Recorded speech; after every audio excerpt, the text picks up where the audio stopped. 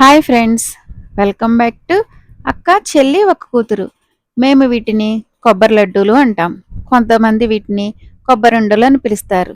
ఏ పేరుతో పిలిస్తే ఏముందండి, టేస్ట్ మాత్రం అదిరిపోతుంది కదా. చేసుకోవడం కూడా చాలా సింపుల్ అండి. నోట్లో ఇలా వేయగానే అలా కరిగిపోయే ఈ స్వీట్ని ఎలాగో చూద్దామా అండి. దీనికి పాకంతో పని లేదు, 10 నిమిషాల్లో అయిపోతుంది. ఇది శ్రావణ మాసం కదండి, ఇంట్లో పూజలు ఎక్కువ చేస్తాం. పూజలు చేసామంటే దేవుడికి కొబ్బరికాయలు కొడతాం కదండి. కొబ్బరి చిప్పలు ఇంట్లో ఎలాగూ ఉంటాయి. 10 నిమిషాల్లో హెల్దీగా పిల్లలకి పిల్లలకి ఏంటండి, పెద్దలకు కూడా చాలా మంచిది చేసి పెడదామా. ముఖ్యంగా ఐరన్ డెఫిషియన్సీ ఉన్న లేడీస్కి బెల్లంతో చేస్తాం కాబట్టి చాలా మంచిదండి. ముందు కొబ్బరి చిప్పల్ని శుభ్రంగా కడుక్కొని వాటిని ముక్కలుగా కట్ చేసుకొని వాటిని మిక్సీ జార్లో వేసుకొని పేస్ట్లా చేసుకోవాలి. నేను కొబ్బరి చిప్పల్ని కడగాలని చెప్పాను కదండి, ఎందుకంటేనండి వాటికి పసుపు కుంకుమ అంటుంటుంది కదా, దాని గురించి అండి. ఇలా పేస్ట్ చేసుకొని పక్కన పెట్టుకుంటే సరిపోతుంది. తర్వాత మనం ఒక బాండీ తీసుకొని, లేకపోతే మందపాటి గిన్నెండి, దానిలో 6 స్పూన్ల నెయ్యి తీసుకున్నానండి. ఈరోజు నేను 3 కొబ్బరికాయలతోటి అంటే 6 కొబ్బరి చిప్పలతోటి కొబ్బరి లడ్డూలు చేశానన్నమాట. ఆ నెయ్యి కరిగిన తర్వాత మనం పేస్ట్ చేసుకున్నాం కదండి కొబ్బరి, ఆ కొబ్బరి పేస్ట్ని వేసి లో ఫ్లేమ్ మీద కొబ్బరిని ఫ్రై చేసుకోవాలి.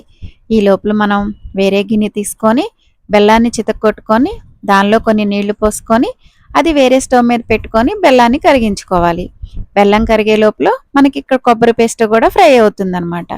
కొబ్బరి పేస్ట్ని సిమ్లో పెట్టుకొని ఫ్రై చేసుకోవాలి, అప్పుడే మంచిగా ఫ్రై అవుతుంది. ఇక్కడ నేను అరకిలో బెల్లం తీసుకున్నానండి.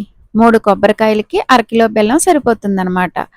బెల్లం అంతా కరిగి మంచిగా చూడండి ఇలా అవ్వాలి. మనకి పాకంతో పని లేదండి, బెల్లం కరిగితే సరిపోతుంది. బెల్లం కరిగేటప్పుడు నేను 2 యాలక్కాయలు వేసానండి, అది చెప్పడం మర్చిపోయాను. ఈ లోపల మనకి కొబ్బరి కూడా ఫ్రై అవుతుంది. కొబ్బరి కొంచెం ఫ్రై అయిన తర్వాత మనం బెల్లాన్ని కరగబెట్టుకున్నాం కదండి, దాన్ని ఇందులోకి ఇలా వడకట్టుకొని పోసుకోవాలి. బెల్లంలో నలకలు ఉన్నాయండి, అందుకని ఇలా పోసుకున్నాను అనమాట. ఇంకో విషయం కూడా చెప్పడం మర్చిపోయానండి. కొబ్బరి పేస్ట్ చేసేటప్పుడు 2 యాలక్కాయలు వేసి పేస్ట్ చేసుకున్నాను. బెల్లం పాకంలో 2 వేసాను, పేస్ట్లోకి 2 వేసాను అనమాట. అప్పుడు కొబ్బరి ఉండలు టేస్ట్గా బాగుంటాయండి యాలక్కాయలు వేసుకోవడం వల్ల. కొబ్బరి కూడా నెయ్యిలో సిమ్లో పెట్టుకొని ఫ్రై చేసుకుంటేనే కొబ్బరి స్మూత్గా అయ్యి కొబ్బరి ఉండలు కూడా బాగుంటాయండి. లైట్గా ఫ్రై అయిన కొబ్బరిలోకి మనము బెల్లం పాకం వేసాం కదండి, ఇప్పుడు ఆ కొబ్బరి మొత్తం ఆ బెల్లం పాకంలో ఉడకాలన్నమాట. అప్పుడు కొబ్బరి ఉండలు నోట్లో వేసుకుంటే కరిగిపోయేలా అవుతాయి. బెల్లం పాకం అంతా దగ్గరగా అయ్యి కొబ్బరి మొత్తం పీల్చుకొని ఇలా గట్టిగా అయ్యే వరకు పొయ్యి మీద ఉంచుకుంటే సరిపోతుంది. చూడండి ఇలా ఉండాలన్నమాట. ఇప్పుడు దింపుకొని కొంచెం సేపు చల్లార్చుకొని వీటిని ఉండలు చేసుకుంటే కొబ్బరి ఉండలు రెడీ, లేకపోతే కొబ్బరి లడ్డూలు రెడీ అండి. ఈ కొబ్బరి ఉండలు చేసుకోవడానికి కొబ్బరి బాగా ముదిరిదైతే బాగోదండి, బాగా లేతదైనా బాగోదు.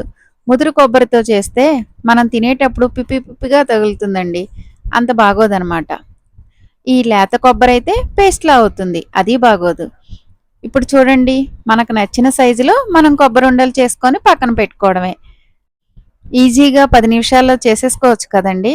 కొబ్బరి ఇంట్లో రెడీగా ఉంటే బెల్లాన్ని చితక్కొట్టుకొని, బెల్లంలో నలకలు లేకపోతే డైరెక్ట్గా కొబ్బరి ఫ్రై అయ్యాక అందులోనే వేసుకొని చేసేసుకోవచ్చండి. సింపుల్గా అయిపోయే కొబ్బరి ఉండలు లేదా కొబ్బరి లడ్డూలు మీరు ఒకసారి ట్రై చేయండి. మీరు చేసుకుంటే మీరు ఇలాగే చేస్తారా అండి? కామెంట్ చేసి చెప్పండి. మేమైతే బెల్లం పాకం పట్టమండి, మీరు పడతారా? అది కూడా చెప్పండి. ఈ కొబ్బరి లడ్డూలు చేసేటప్పుడు శనగ్గింజల్ని ఫ్రై చేసి దాన్ని పొడి చేసుకొని వేసుకున్నా బాగుంటుందండి.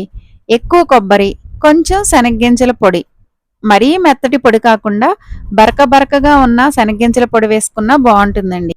వీడియోస్ ఎలా ఉన్నాయండి? నచ్చితే లైక్ చేయండి.